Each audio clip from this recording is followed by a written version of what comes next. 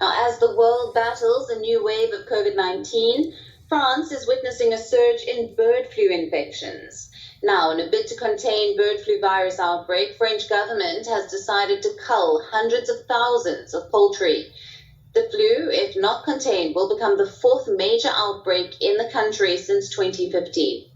Agriculture Ministry has reported virus clusters at over 26 factory farms in the southwest region.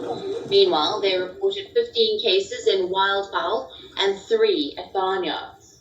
Now, this comes as several European nations are now battling against the highly contagious flu strain.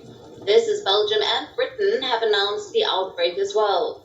Meanwhile, Czech, where over 100,000 animals died due to the virus last week, is said to cull over 80,000 birds at a single farm.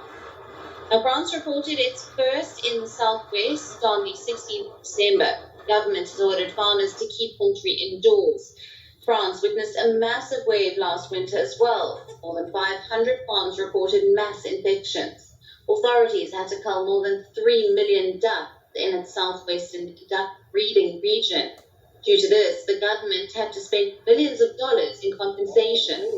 Now, bird flu, which is often spread by migrating wild birds, has raised concerns among the experts. This is the flu cannot be transmitted through food. However, it can still be transmitted from one human to the other.